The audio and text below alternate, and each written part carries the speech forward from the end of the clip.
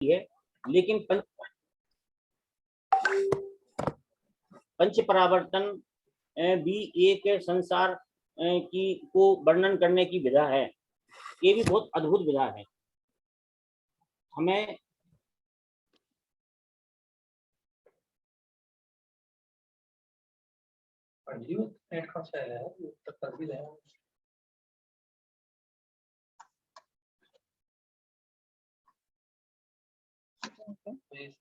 एक कला है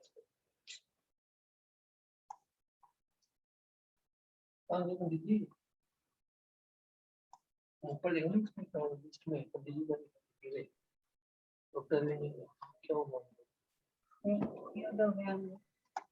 कौन करेगा? आपने ही जब हम खेड़ाला की 12 भावना पढ़ते हैं तो उसमें भी इस प्रकार का आता है, परिवर्तन पंच करे हैं। और भी सब जगह पंच परावर्तन की बात आती है। जिस प्रकार से 84 लाख योनि का वर्णन है और 4 गतियों का वर्णन है, ये अपने संसार के स्वरूप को बताने वाले हैं। उसी प्रकार से पंच परावर्तन के माध्यम से भी संसार के स्वरूप को अच्छी तरह से समझा जा सकता है। तो एक जिज्ञासा हुई कि इस विषय को सामान्य रूप से तो हम जानते हैं, पूरा जानते भी नहीं है, तो क्यों ना इसको विस्तृत रूप से इसको थोड़ा सा समझा जाए, ताकि तकनीकी दृष्टि से हम इसके जो पक्ष है उसको हम जान सकें। तो फिर श्रद्धा जी से निवेदन किया था, तो छेड़ाला हम लोगों को पढ़ा रहे हैं फैमिली क्लास में, तो उनसे निवेदन किया, तो हमारी भावना ये थी कि इस विषय को और जो पढ़ना चाहें तो वो भी पढ़ें। इस हिसाब से इस ग्रुप को बड़ा किया गया है, केवल पंच परावर्तन विषय को लेकर के। श्रद्धा जी का नाम आया है, तो इसमें तो अभी मेरे सामने जितने हैं काफी लोग परिचित हैं, लेकिन हो सकता हो 2-4 लोग इसमें नहीं जानते हो। आप इंदौर से हैं और अपने मुमुक्षु शिरोमणि श्री पदमचंद जी पहाड़िया की सुपुत्री हैं और श्री श्रेयांश जी पहाड़िया इनकी पुत्री हैं। अपने मुमुक्षु परिवार से हैं, संस्कार इनके मुमुक्षु संस्कार हैं, आध्यात्मिक संस्कार हैं। इन्होंने जो अपनी स्वाध्याय है वह रामशाह मंदिर में प्रतिष्ठाचारी रमेश चंद जी बांझल साहब उनसे प्रारंभ में अपना स्वाध्याय शुरू किया था, और बाद में प्रकाश सिंह जी सावड़ा और विकास जी सावड़ा, जो बहुत बड़ा नाम है करनान योग के क्षेत्र में, उनसे उन्होंने जो विधिवत करनान योग की के माध्यम से जो स्वाध्याय किया, वास्तव में उनके लिए भी हितकर है और दूसरे लोगों को भी हमें हितकर हो रहा है, क्योंकि करनान योग अध्यात्म का समर्थक एक विधा है। तो जो करनान योग समझ करके फिर अध्यात्म को पढ़ते हैं, तो उनकी पीढ़ी सीढ़ी दर सीढ़ी जो ज्ञान बढ़ता है और समझ बढ़ती है, वो काफी ठोस होती है। तो इस क्षेत्र में प्रकाश जी ने करनान युग में काम किया है, वे बहुत ही थोड़ा सा मिलेगा तो बात करेंगे, लोग इसमें जुड़े हुए हैं।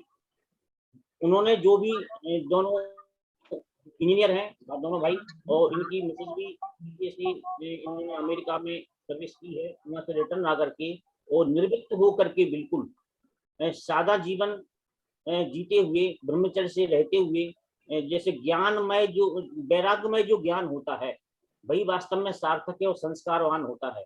तो उनसे जो शिक्षा मिल रही है उस पद्धति से वह काफी कार्यकारी है। इसमें वो कई शिविर लगाए, उन शिविरों में जो या जोड़ने का काम है, क्लास को दोहरान कराने का काम है, वो श्रद्धा जी भी करती हैं।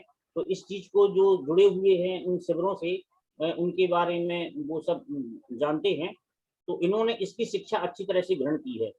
तो भीलवाड़ा वालों को अच्छा सौभाग्य मिला, तो यहाँ आए, तो आते ही उनसे अलौकिक गणित की बहुत विस्तृत कक्षा हम लोगों ने पढ़ी, साथ में गुणस्थान की भी हम लोगों ने कक्षा पढ़ी।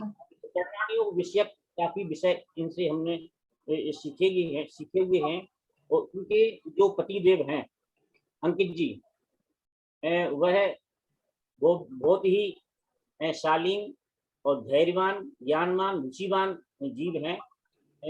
पहले मॉरिशस में ये इंजीनियर हैं, मॉरिशस में 5 साल रह के आए हैं, लेकिन इनका भी नहीं लगा वहाँ पर, तो वो भी यहाँ पर आए हुए हैं और बराबर साथ में स्वाध्याय करते हैं और बराबर में साथ देते हैं।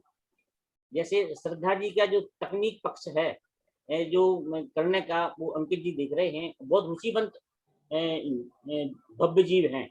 अपन को चूंकि भव्य जीव, भव्यात्मा इस प्रकार का प्रयोग करना है मुख्य रूप से, तो अपन उसको ही यहाँ पर ले रहे हैं।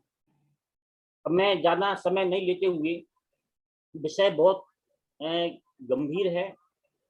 संसार के स्वरूप को जब तक हम नहीं जानेंगे, तब तक निश्चित रूप से संसार के प्रति हमें उदासीनता नहीं होगी। स्वरूप को जानने से ही उदासीनता होगी, और स्वरूप को जानने के ही ये सारे जो पंच परावर्तन भाव हैं, उनसे हमें अपनी पर्याय की दुर्लभता है वो ज्ञात होगी कि हम कहाँ खड़े हैं। जैसे एक चक्रवर्ती का पुत्र 12 साल 15 साल तक उसे एहसास नहीं होता है पद का, और मौज मस्ती करता है, सहज में लगता है उसके लिए कि सब सब सहज में है। लेकिन जब वह जनता के बीच में जाता है तो देखता है कि लोगों को 2 टाइम का भोजन नहीं मिलता है, पानी नहीं मिलता है, रहने के लिए उनके पास घर नहीं है, कपड़े नहीं है, और हम कहाँ आलीशान मतलब रह रहे हैं। तो तब उसे लगता कि हाँ, वास्तव में जो चक्रवर्ती पद है, उसका वैभव है, वह उसकी अलौकिकता भाषित होती है। और अपन तो जिन्हें 100 चक्रवर्ती नमस्कार करते हैं, ऐसे जिनेंद्र भगवान के भक्त हैं, माने उनके पुत्र हैं। तो हमें तो अपनी जो पर्याय है उसकी दुर्लभता ज्ञात होना चाहिए, तभी हम उसका पूरा लाभ ले सकते हैं। अपनी कक्षा के प्रति यही दृष्टिकोण मुख्य रूप से है, भाई हमारे दिमाग में आए पर्याय की दुर्बल, हम जो हमारा समय बचा हुआ है उसको पूर्ण रूप से हम उस मार्ग में लगाएं, तो हमारा ये सार्थक होगा। अब मैं निवेदन करता हूँ श्रद्धा जी से कि आज के जो मुख्य विषय है उस पर मंगलाचरण करते हुए अपनी कक्षा प्राप्त करें। जी, धन्यवाद पंडित जी का बहुत बहुत। सभी को जय जिनेंद्र। सबसे पहले पंडित जी जो हैं बहुत ही हमारे प्रतिभा के धनी हैं। इन्होंने जयपुर से 4th बैच में शास्त्रीय डिग्री ली थी। डॉक्टर अरविंद कुमार जी जैन हैं, समय सारजी में पीएचडी की है, और हमारा सौभाग्य है भिलवाड़ा वालों का कि हमको यहाँ पर नित्य पंडित जी का यहाँ पर लाभ मिलता है। बहुत ही सरल स्वभावी, सबकी मदद करने के लिए तत्पर, हेल्पफुल, इस तरह का है। सबको तत्व ज्ञान से जोड़ने का इनका प्रयोजन रहता है हमेशा। तो पंडित जी का हमारे ऊपर बहुत उपकार है। अब मैं ज्यादा भूमिका और ना बनाते हुए आप अपने विषय पर आते हैं। संसार परिभ्रमण, परावर्तन, पंच परावर्तन। आप लोगों ने एक बार, हाँ, अपन एक बार मंगलाचरण कर लेते हैं इसका, उसके बाद अपन स्टार्ट करते हैं।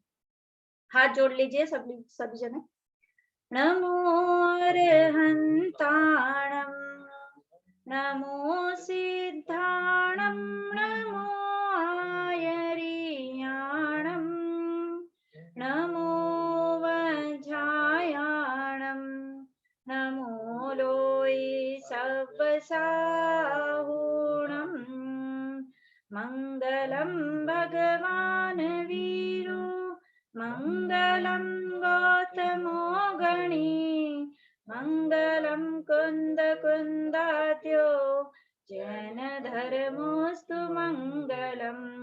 सर्वमंगल मांगल्यं, सर्वकल्याणकारकं, प्रधानं सर्वधर्माणां, जैनं जयतु शासनं, जैनं जयतु शासनं, जैनं जयतु शासनं।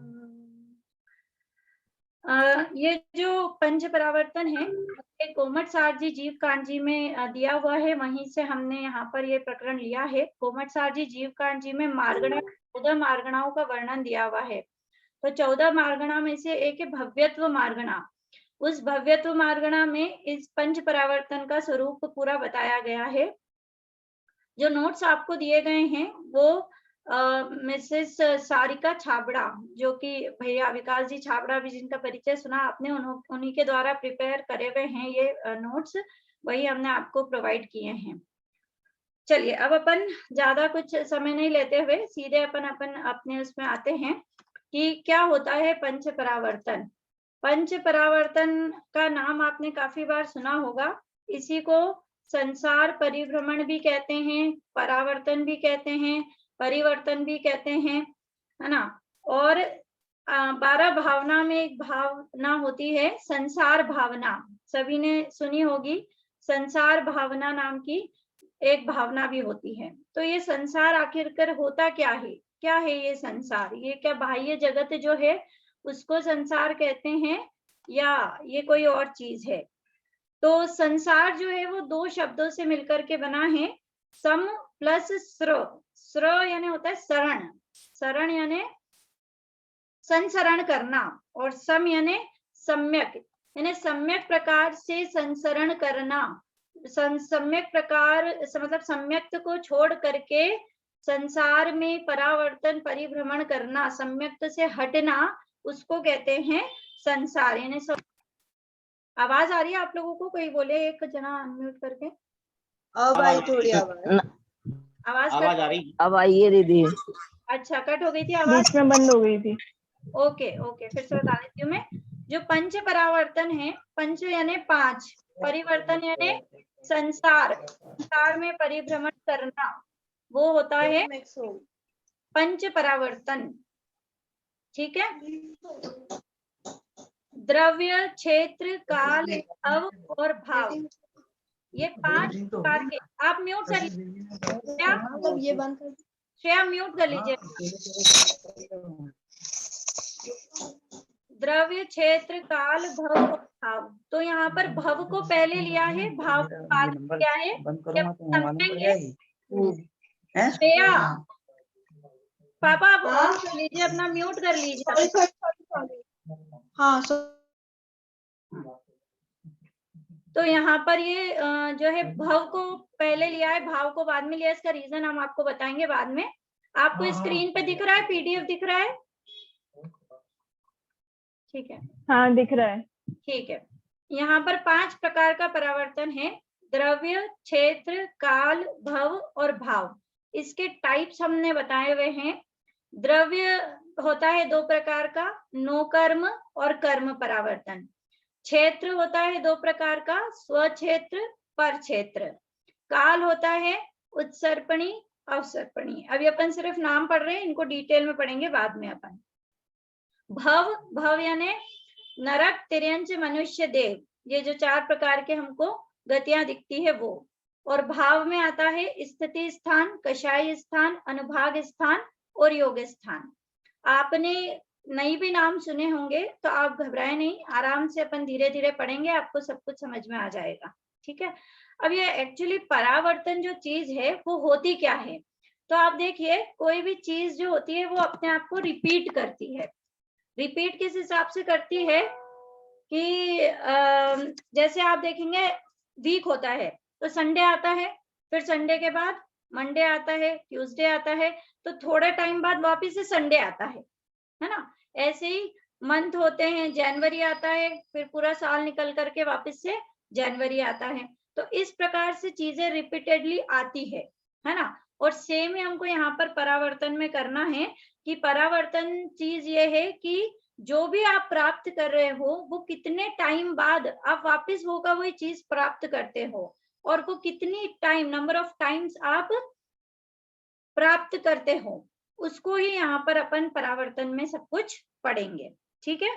तो अब ये जो पहला अपन जो लेंगे वो होगा आपका द्रव्य परावर्तन। द्रव्य परावर्तन की जगह आप लोगों ने नाम सुना होगा पुद्गल परावर्तन।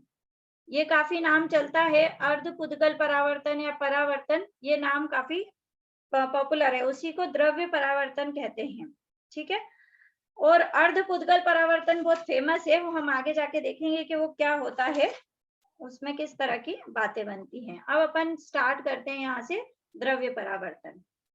द्रव्य परावर्तन क्या होता है? ग्रहित पुद्गल स्कंदों के विशिष्ट पुनर्ग्रहण में लगने वाला समय वह द्रव्य परिवर्तन कहलाता है।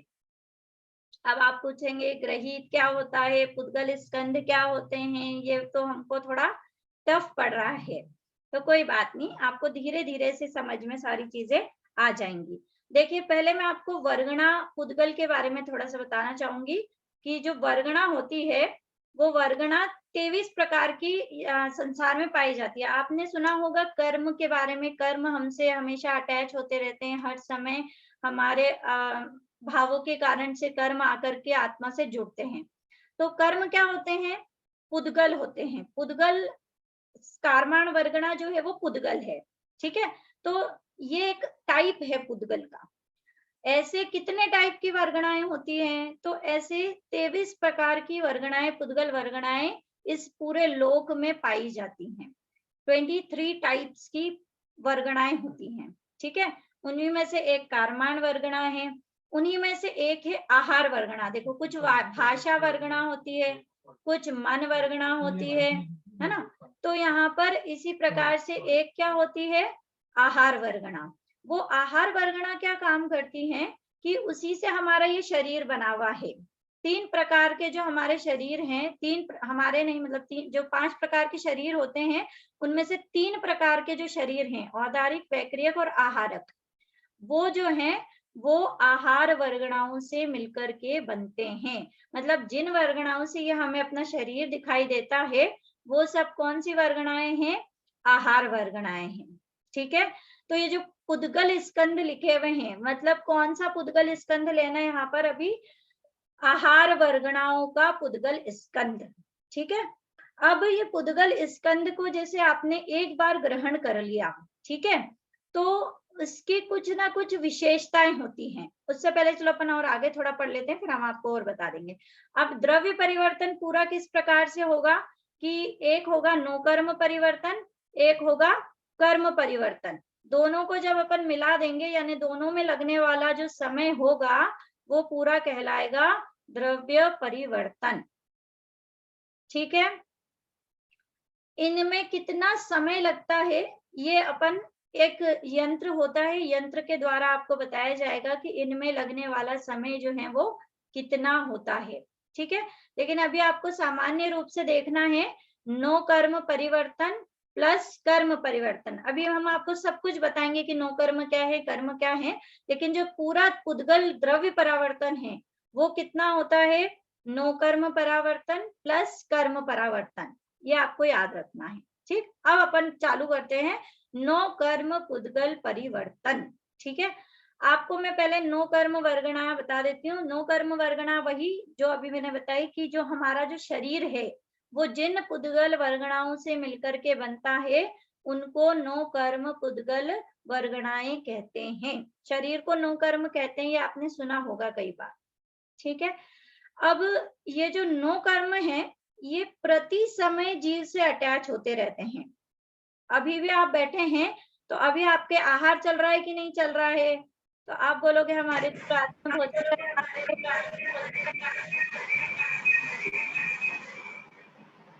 आप बोलोगे भोजन का त्याग है हमारे, आप ऐसे क्यों बोल रहे हैं? तो देखिए, भोजन का तो त्याग है तो अच्छी बात है, परंतु जो आहार वर्गणाएं, वो आहार वर्गणाएं निरंतर प्रति समय अनंत अनंत रूप से जीव के साथ अटैच होती जाती है। यानी जो हमारा शरीर बना हुआ है इनमें अनंत पुद्गल वर्गणाएं आकर के प्रति समय अटैच होती है और अनंत पुद्गल वर्गणाएं उनका निर्जरा को प्राप्त होती हैं। ये काम आपका निरंतर चलता है, प्रति समय चलता है। नो कर्म जो पुद्गल वर्गणाएं आहार वर्गणा है वो प्रति समय आती हैं और प्रति समय ही अनंत रूप में वो घिरती हैं, निर्जरा भी उनकी होती है, ठीक है। देखो, आपको अगर कोई अर्जेंट क्वेश्चन हो तो आप बोल सकते हैं, अर्जेंट ही हो कि उसके बिना समझ में नहीं आए तो आप क्वेश्चन पूछ सकते हैं। लेकिन नॉर्मल कोई डाउट है तो उसके लिए अपन सेशन रखेंगे, इसके बाद 9 बजे से एक और सेशन रहेगा, वो अपना डाउट क्लियरिंग ही सेशन रहेगा, ठीक है। आप नोट कर लीजिए अपने डाउट्स जितने हैं, फिर अपन उसको सॉल्व करेंगे। तो अभी अपना क्या था, ये नो कर्म पुद्गल परिवर्तन चल रहा है। नो कर्म पुद्गल परिवर्तन में जो आप पुद्गल वर्गणा, अब अपन डेफिनेशन देख लेते हैं। जीव, म्यूट कर लें आप लोग, जिनका अनम्यूट हो वो म्यूट कर लीजिए। जीव ने किसी एक समय स्निग्ध, रुक्षत्व, वर्ण आदि भाव सहित नो कर्म वर्गनाओं के एक समय प्रबद्ध को यथा योग्य ग्रहण किया। क्या कहा कि कोई जीव है, वो क्या कर रहा है, प्रति समय आहार वर्गनाओं को ग्रहण कर रहा है। तो एक शब्द आया यहाँ पर समय प्रबद्ध, ठीक है।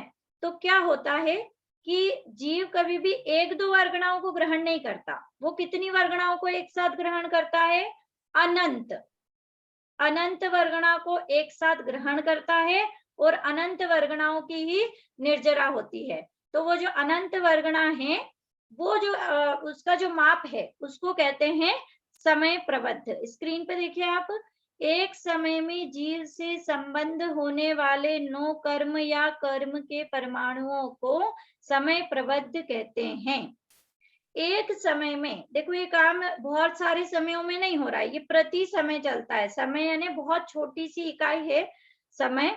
उस प्रति समय में जितने जीव से 9 कर्म आकर के या कर्माण कर्म के परमाणु आकर के जुड़ते हैं, उस पूरा एक जो स्कंद जुड़ा है उसको कहते हैं समय प्रबद्ध। ठीक है। अब ये जो समय प्रबद्ध है उसका प्रमाण क्या है, कितने आकर के जुड़ेंगे, तो कहते हैं अनंत। तो अनंत कितने अनंत, तो कहते हैं अभव्य राशि होती है एक जगन्य युक्त अनंत। थोड़ा सा गणित जिन लोगों ने पढ़ रखा होगा उनको थोड़ा ज्यादा क्लियर होगा, लेकिन सामान्य रूप से अभव्य राशि है वो बहुत बड़ी है, अनंत है, उसमें और अनंत का गुणा करो, या दूसरी तरह से भी निकाल सकते हैं कि सिद्ध राशि होती है उसमें अनंत का भाग लगाओ। जितनी सिद्ध राशि है उसमें आप अनंत का भाग करो, तो क्या आ जाएगा आपका, तो आपकी एक समय प्रबद्ध आ जाएगा। समय प्रबद्ध यानी जो प्रति समय जीव ग्रहण करता है आहार वर्गनाओं को और कर्माण, क्योंकि आपने सुना होगा प्रति समय जीव से अनंत कर्म जुड़ते रहते हैं। तो वो अनंत कर्म क्या है, वो अनंत कर्म के परमाणु हैं, और उन्हीं परमाणुओं के समूह को समय प्रबद्ध कहते हैं। ठीक है। तो डेफिनेशन में क्या है अपना, जीव ने किसी एक समय, अब यहाँ पर और नई बात चालू हुई है, क्या चालू हुई कि स्निग्ध रुक्षत्व वर्ण आदि भाव सहित, देखिए पुद्गल की अपनी कुछ प्रॉपर्टीज होती है, कुछ गुण होते हैं। क्या गुण होते हैं पुद्गल के, स्पर्श रस गंध वर्ण, है ना, उसमें चिकनापना होना, रुक्षत्व होना, कड़ापना होना, गर्म होना, शीतल होना, ये सब किसके लक्षण है, ये सब पुद्गल के लक्षण हैं। ठीक है। तो क्या हुआ कि किसी एक समय में जीव ने कुछ एक समय प्रबद्ध को बांधा, यानी क्या, कुछ वर्गणाओं को ग्रहण किया। कैसी वर्गणाओं को, आहार वर्गणाओं को ग्रहण किया। कितनी, एक समय प्रबद्ध यानी अनंत परमाणुओं को एक साथ उसने ग्रहण किया। ठीक है।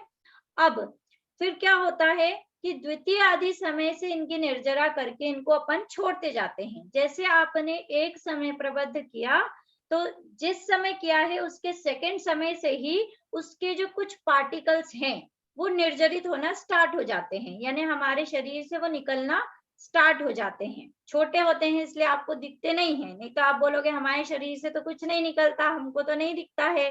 तो वो इतने सूक्ष्म होते हैं कि दिखाई नहीं देते अपने को आंखों से। ठीक है।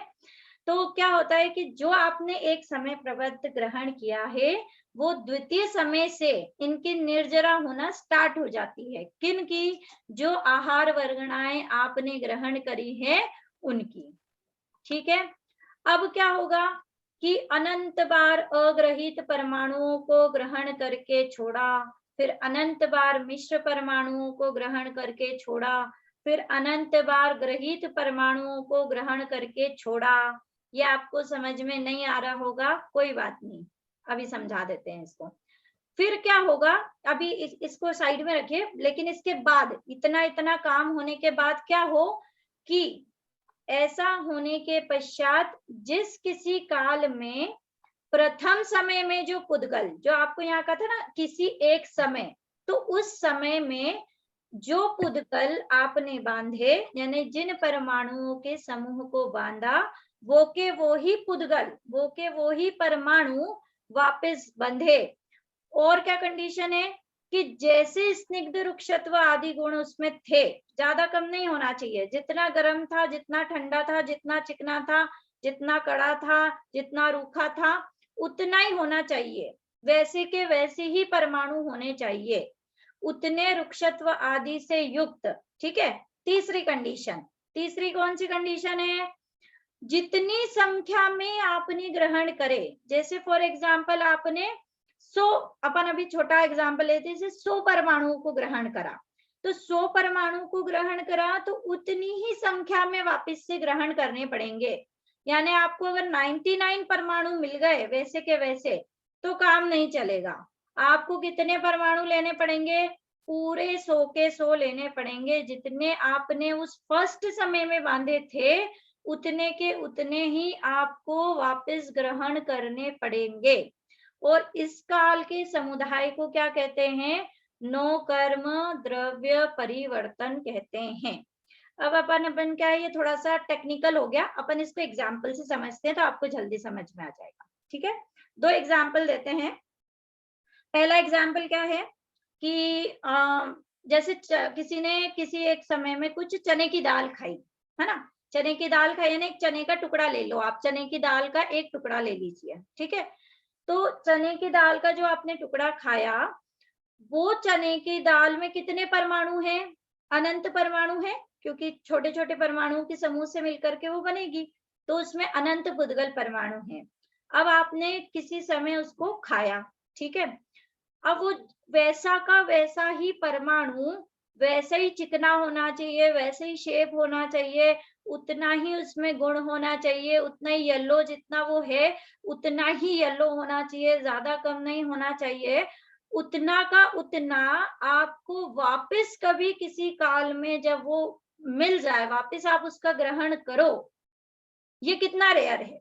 देखो, पहले तो आप उसको खाओगे, खा करके डाइजेस्ट होगा, कुछ उसका पार्ट हड्डी वसा आदि रूप में कन्वर्ट हो जाएगा, फिर वो निकल जाएगा, फिर निकल करके वो मिट्टी में चला जाए, वो वायु बन जाए, वो वनस्पति बन जाए, या वो कोई और ग्रहण कर ले, है ना, वो कुछ भी हो सकता है क्योंकि वो बिखरेगा पुद्गल।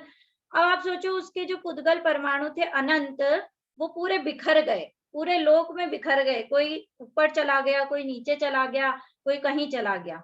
अब किसी काल में जाकर के क्या हो कि वैसे के वैसे जितनी संख्या में वो पुद्गल परमाणु थे, वो के वो पुद्गल परमाणु उतना ही येलोनेस लेकर के, उतना ही उसमें चिकनापना लेकर के, उतने ही गुण लेकर के, और वो एक चने की दाल जितने परमाणुओं से मिलकर के बनी थी, संख्या, क्वांटिटी, उतने की उतने परमाणुओं से मिलकर के वापस से चने की दाल बने, और बन करके वो जीव, उसको वही जीव दूसरा जीव ग्रहण कर लेगा तो गया आपका चांस। वही जीव उसको ग्रहण करे तो क्या होगा, तो कहा जाएगा कि हाँ, अब इसका वो काम पूरा हुआ है। अब आप एक बार विचार करके देखिए कि ये कितना रेयर है कि जो चने की दाल आपने खा करके पचा ली, वो पूरे लोक में फैल गई, फैल करके वो पूरी वापस इकट्ठी हो, वैसी की वैसी बने, वही शेप में बने, वो के वही परमाणु आ जाए, वही गुण लेकर के आ जाए, ये कितना रेयर है। लेकिन रेयर होने पर भी वो होता है, होकर के वापस वो जीव ग्रहण करे। ठीक है, ये एग्जाम्पल है ना। एक और एग्जाम्पल देते हैं जेंट्स के लिए, ये लेडीज के लिए हो गया थोड़ा चने की दाल वाला। अब जेंट्स को इससे समझ में नहीं आया होगा, तो जेंट्स लोगों के लिए एक और एग्जाम्पल देते हैं अपन, कि मान लीजिए आपके पास 10,000 की गड्डी है ना, उसमें 100 के 100 नोट हैं। तो अब आपने वो गए आप बैंक में और कैशियर के पास उसको जमा करा दी। ठीक है, अब वो जमा करा दी तो उसके कुछ नंबर्स हैं, सारे नोटों के कुछ ना कुछ नंबर्स हैं, सब एक जैसे तो होते नहीं है नोट में, सब अलग अलग नंबर हैं। ठीक है, वो नंबर सारे आपको पता है कि आपने कौन सी गड्डी उनको जमा कराई, या वो कैशियर के पास उसने नोट कर लिया कि ये सारे 100 के नोट हमारे पास आए हैं। ठीक है, अब क्या करेगा वो खोल करके उसको डिस्ट्रीब्यूट कर देगा, सब लोगों में उसने डिस्ट्रीब्यूट कर दिए। ठीक, अब वापिस से, अच्छा, उसमें जितने वो 100 के नोट में कड़कपन है, जितने वो नए हैं, कोई कटा है, कोई फटा है, कोई उसमें नंबर लिख दिया, किसी ने पेन चला दिया, ठीक है, वो वैसे के वैसे ही रहने चाहिए, है ना। अब वो डिस्ट्रीब्यूट हो गए, डिस्ट्रीब्यूट होकर के उसी कैशियर के पास वो सारे के सारे नोट, वो के नो वही वैसी ही कड़कपन या वैसे ही फटे कटे जो भी जिस प्रकार के वो थे, उसी प्रकार से वही नंबर वाले उतनी ही संख्या में वापस एक ही गड्डी में, अलग अलग गड्डी में होंगे तो नहीं चल पाएगा, एक ही गड्डी में वापस उस कैशियर के पास आए। ये कितना रेयर है, ठीक है। तो इतना जो काल उसमें लगेगा, इसमें तो बहुत कम काल लगेगा क्योंकि ये तो एग्जाम्पल है, ये तो हो सकता है जल्दी से, ठीक है, लेकिन ये भी कितना रेयर लगता है अपने को कि ऐसा कब हो पाएगा कि सारे के सारे नोट वो के वही सीरियल नंबर वाले वही सारे के सारे एक जगह इकट्ठे हो जाएं, एक ही उसकी गड्डी बन जाए, वैसे के वैसे कटे फटे लिखे हुए हो और वापस से वो कैशियर को उस प्रकार से मिल जाए। This is very rare. तो वो रेयर अपने को लगता है, तो वो कितना टाइम उसको लगेगा, वो जो काल है ना, उस काल को ही अपन यहाँ पर नो कर्म, ये तो एग्जाम्पल है, लेकिन ऐसा आप यहाँ पे लगाना कि किसी समय पर आपने कुछ एक समय प्रबद्ध ग्रहण किया। समय प्रबद्ध में बता चुकी हूँ क्या होता है कि एक समय में जीव जितने पुद्गल वर्गणाओं को ग्रहण करता है अनंत, उसको कहते हैं एक समय प्रबद्ध, ठीक है। अब वे के वे पुद्गल उतनी ही क्वालिटी में, उतनी ही क्वांटिटी में, वैसे के वैसे उतनी ही संख्या में वापस जब ग्रहण होंगे, कितना टाइम लग जाएगा इसमें, बहुत ज्यादा काल इसमें पूरा हो जाता है क्योंकि ये बहुत रेयर कंडीशन है।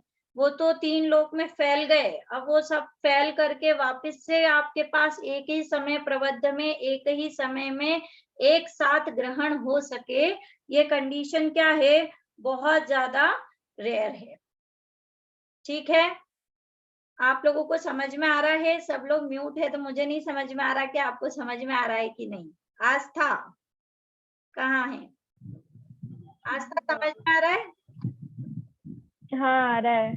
आ रहा है, ठीक है। आप हाँ। छोटे हो इसलिए आपसे पूछ लिया, तो बड़े लोगों को तो आ जाता है। अपन आप लोग जिनको डाउट हो वो प्लीज अपनी कॉपी में नोट कर लीजिए, अगला जो सेशन होगा अपन उसमें डाउट क्लियरिंग रखेंगे, ठीक है। आप लोग डाउट जरूर लिख लीजिएगा अपना, क्योंकि थोड़ा टफ है तो डाउट बहुत ज्यादा हो गए, क्या डाउट की संख्या बहुत बढ़ रही है, झड़ाझड़ डाउट की प्रश्न आएंगे। संख्या बढ़ती जा रही है। ठीक है, कोई दिक्कत नहीं, अपन अगली क्लास में उनको पूरा कर लेंगे। देखिए बेसिकली आपको ये तो समझ में आ रहा है ना कि ये कर क्या रहे हैं, हो क्या रहा है। दिस इज परावर्तन। परावर्तन मीन्स व्हाट, कि आपने अतीत काल में आज तक कितना समय बिताया है, कितना कुछ ग्रहण करा है, कितना कुछ छोड़ा है, किस प्रकार से आपकी चारों गति, जो अपने को चारों गति दिखाई देती है, उसमें अपन क्यों भ्रमण कर रहे हैं, क्यों परिभ्रमण कर रहे हैं, किस तरह से कर रहे हैं, क्या ग्रहण करते हैं, क्या छोड़ते हैं, बार बार वही काम करते हैं, ये बेसिकली इसमें बताना चाह रहे हैं परिवर्तन में, ठीक है। तो ये 5 प्रकार का जब पूरा होता है ना, तो उसको कहते हैं कि एक परावर्तन जीव का पूरा हुआ, ठीक है। तो उसमें सबसे पहले जो स्टार्ट होता है, इसको द्रव्य परावर्तन को ही लेते हैं, क्योंकि ये सबसे कम टाइम में पूरा हो जाता है। अब आपको अभी तो टाइम की महिमा आएगी आपको कि कितना टाइम लगता है इसको पूरा करने में, लेकिन सबसे पहले पुद्गल परावर्तन ही स्टार्ट होता है ना, वो सबसे छोटा होता है। उसके बाद क्षेत्र परावर्तन आएगा, फिर काल परावर्तन आएगा। ये ज्यादा टाइमिंग लेने वाले हैं आगे आगे जाकर के, ठीक है। इसलिए अपन स्टार्ट कर रहे हैं यहाँ पर द्रव्य परावर्तन से। तो द्रव्य परावर्तन यानी नो कर्म। नो कर्म यानी जिस आहार वर्गणाओं से मिलकर के हमारा शरीर बनता है, उनको नो कर्म पुद्गल वर्गणाएं कहते हैं, ठीक है।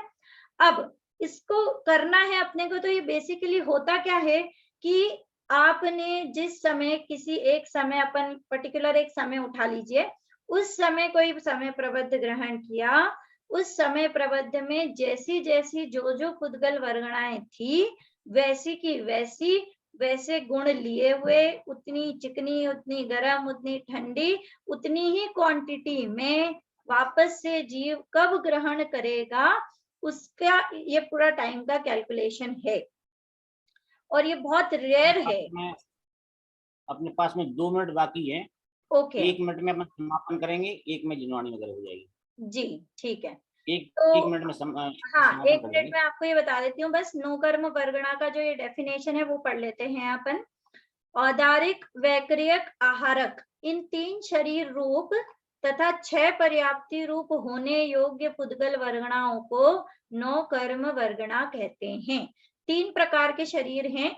औदारिक जो मनुष्य तिर्यंचों का होता है, वैक्रियक जो नारकियों का और देवों का होता है, और आहारक शरीर एक विशिष्ट शरीर होता है जो 6वें गुणस्थानवर्ती मुनिराज हैं उनके हाथ से निकलता है। जब कोई उनको कुछ काम होता है, कुछ डाउट्स होते हैं, कुछ या कहीं वंदना करना होता है, वो स्वयं नहीं जाना चाहते, तो जिनके पास आहारक रिद्धि होती है, ऐसे मुनिराज अपनी आहारक रिद्धि का प्रयोग करके आहारक शरीर बना लेते हैं, वो आहारक शरीर कहलाता है। ये तीनों ही शरीर जो हैं वो 9 कर्म आहार वर्गणा से मिलकर के बनते हैं। यानी अपना जो शरीर आपको दिख रहा है वो 9 कर्म वर्गणाओं से मिलकर के बना है। ठीक है, 6 पर्याप्त हम आपको बाद में बताते हैं। अभी अपन सब लोग जिनवाणी स्तुति करेंगे। आप हाथ जोड़ लीजिए। तो इसके बाद में तत्काल बाद में जो तत्काल अगली 5 मिनट बाद क्लास है हमारी, इसके बाद ही 5 जो मिनट बाद। दूसरी लिंक है ना 9 वाली, 9 बजे वाली जो दूसरी लिंक है उससे द्वारा जुड़ना है आपको अभी। जावाणी के ज्ञान से सूझे लोकालोक, सो वाणी मस्तक नमो सदा देत हूँ ढोक।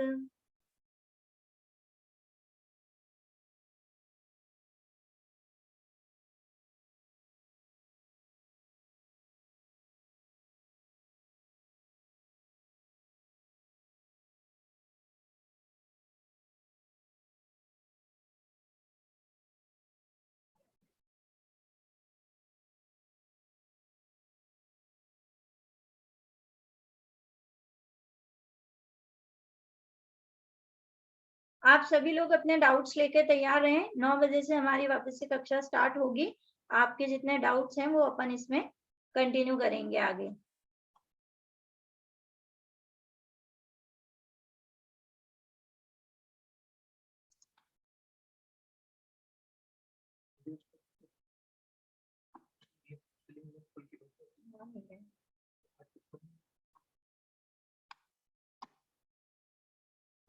सेशन तो कुछ नहीं है।